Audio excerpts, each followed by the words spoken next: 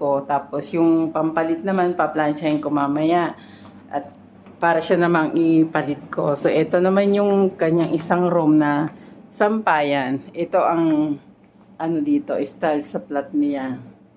Mag-isa lang naman kasi siya at dalaga. Nasa bakasyon siya. Kaya ito yung kaganapan sa kwarto. So, ako pa mag-a-arrange niyan. Wala pa ako nalilinis. So, papaano? Maglinis muna ako guys. Ito yung isa nga palang inaalagaan kong halaman. Yung orchids, buhay pa naman. So, ito yung flower niya at nagtatanggalan na yung bulaklak niya. Natapon ko na yung iba. So, ayan na. Ito lang naman ang halaman niya. So, papaano guys? See you later!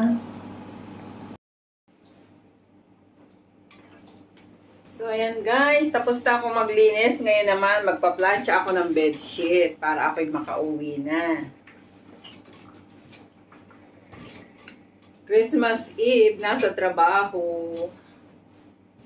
Kaysa naman bukas ko pa siya puntahan, di pinuntahan ko na ngayon. Para makapagpahinga, o kaya kung gustong gumala, makakagala. Wala akong iisipin na trabaho.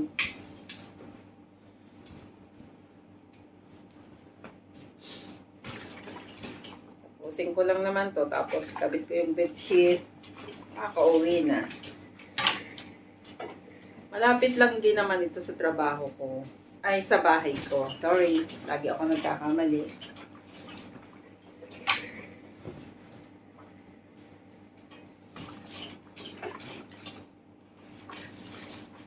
Tapos na-disgrasya pa yung aking kamay, nahiwa yung aking daliri. Kanina, ewan ko kung abot yung dugo nito. Kakapiraso naman yung sugat, pero grabe ko siyang dumugo. Siguro kalahating oras siya bago tumigil. Hindi tuloy ako madali-dali ng paglilinis ng CR. Nagpupunas kasi ako ng mirror sa gilid. Biglang dumaplis yung kamay ko. Ayun. Nasugatan tuloy. Ang hirap magligpit, basa yung kamay kasi nga mahapdi. Ito ang buhay ng mga katulong. Puro part-time lang kasi ang trabaho ko, kaya ito, kailangan magtiis. Nanghihinayang. Kapag may trabaho, sige lang. Hindi na isipin yung holiday na yan. Kasi kailangan kumita. Pwede naman kasi magpahinga sa ibang araw. Saka ang part-time naman kasi hindi palaging meron. Minsan wala. Kaya sinasamantala. So, maraming salamat nga pala sa mga subscriber ko. Sana suportahan niyo yung mga ini-upload ko. Bigyan niyo siya ng kahit konting oras lang para panoorin. At saka dun sa mga sinasubscribe ko naman, talagang pinapanood ko ng buo yung mga video ninyong ini-upload. Kaya hindi kayo malulugi sa akin. Pinapanood ko talaga yan. Lalo na pag ako'y nasa bahay. Kasi nahirapan ako manood sa cellphone, ang ginagawa ko sa TV. Ay mas maganda kayang manood sa TV, mga kapatid. Kasi sa TV, malaki yung screen, tsaka kitang-kita mo. Ay kung sa cellphone, masakit sa mata. Kapag kayong natapos na akong manood, ay di saka ko pa naman siya, saka pa ako magko-comment. Ganun ang ginagawa ko. Pero kahit bukas yung cellphone ko, bukas yung TV ko, nanonood naman ako sa TV. Tapos sa cellphone, saka ako gagamitan ng comment.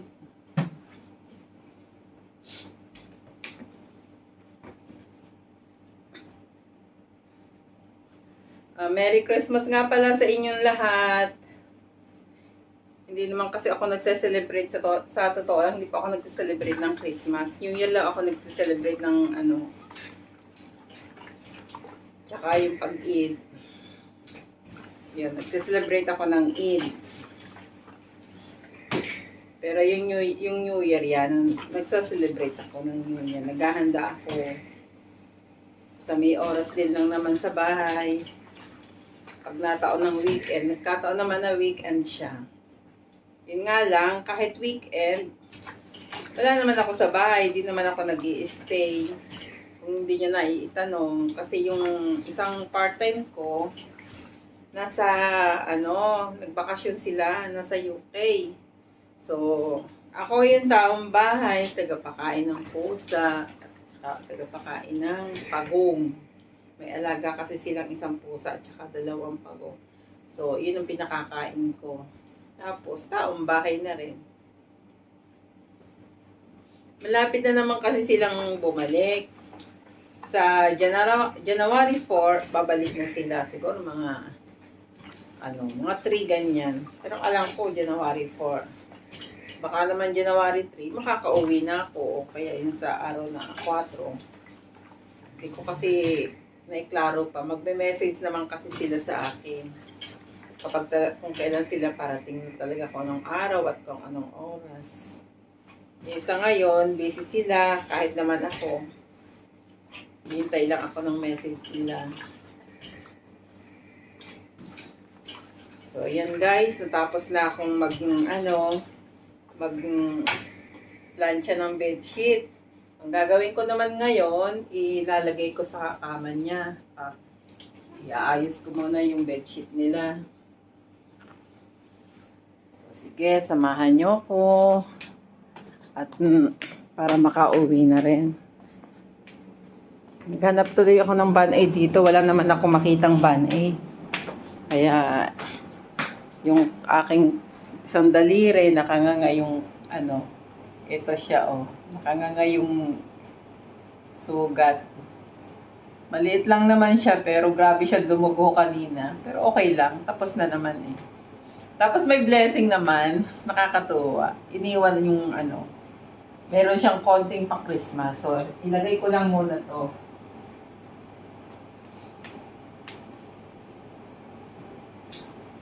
Lagyan ko lang siya ng cover.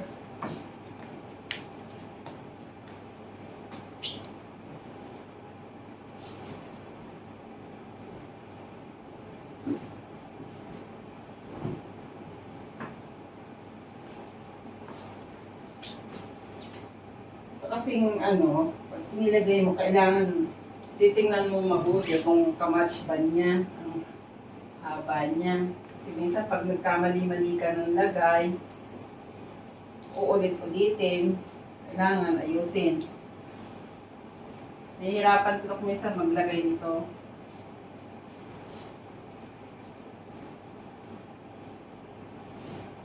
Ito kasi tawag nila duvet.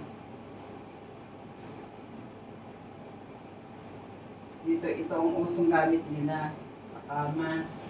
Eh, dyan sa atin, hindi oobra yung ganito. Buti sana kung naka-aircon ka, maganda. Pero kung wala kang aircon, hindi ito po pwede kasi mainit makapal. Ito naman, hindi naman siya gaanong kakapalan. Pero merong ang iba, mas makapal pa dito yung gamit na duvet nila.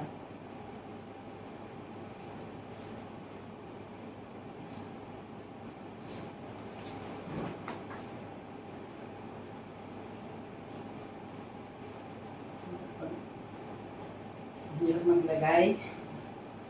Nahirapan ako kasi yung aking isang daliri. Ayaw kong mapasabit sa loob ng tela.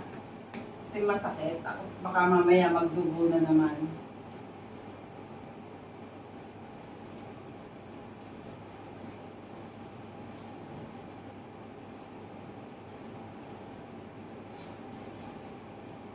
So, yan.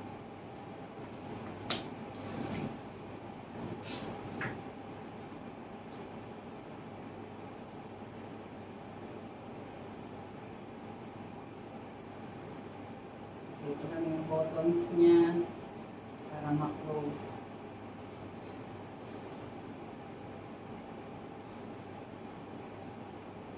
Ang kagalingan lang kasi dito guys sa mga puti, hindi sila maaate. Wala akong part-time na maaarte. Di ba, ang iba maaarte, magdiwara. Wala pa naman akong na-encounter sa napagtrabahuhan ko na gano'n. Kasi kung pangit ugali nila, hindi ko sila papasukan. Kasi pag nagtrabaho naman ako, talagang sulit, hindi sila malugi sa akin.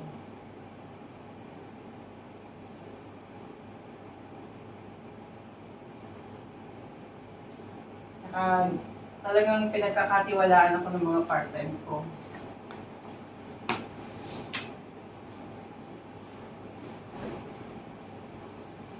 Ayan, ayos din. Mapa naman yan.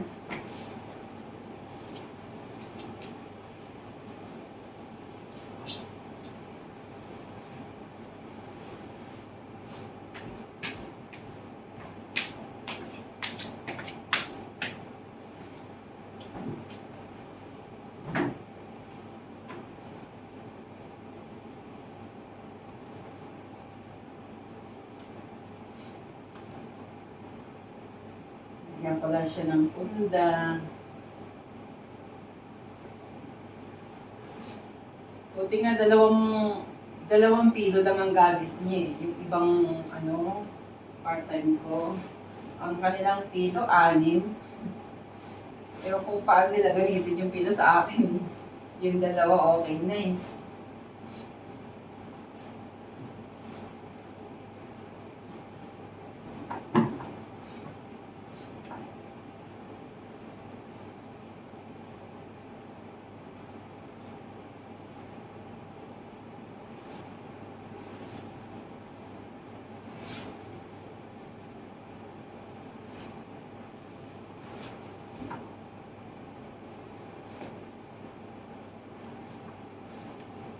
Ayan.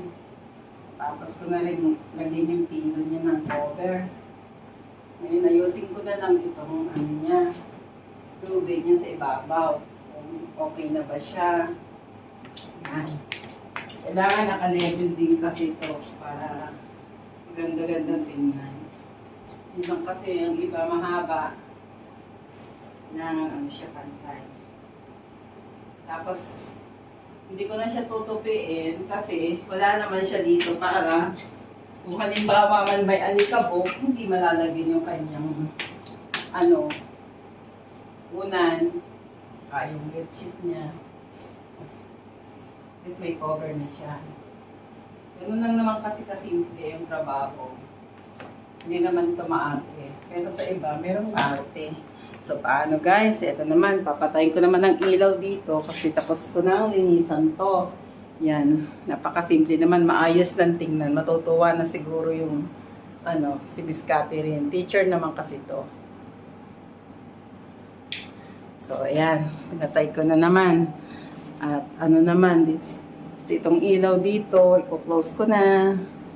Yan. Yung isa tapos na. So, ayan.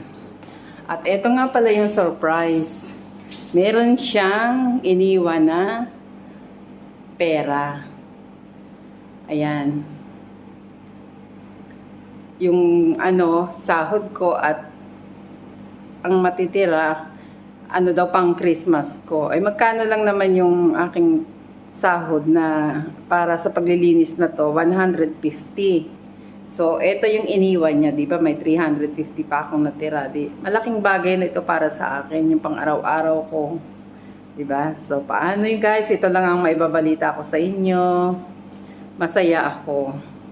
Kasi may mga Christmas gifts sila sa akin na iniwan. Kahit wala. Sila, nagbigay naman sila. So, paano guys? See you later! So guys, maraming salamat po sa inyo sa support na ibinibigay nyo sa mga nag-subscribe sa akin. Maraming salamat po sa inyo. At sana po patuloy nyo akong suportahan, tulungan sa aking sa aking mga video na ini-upload. Tulungan nyo po sana ako. At maraming salamat po ulit. Thank you guys.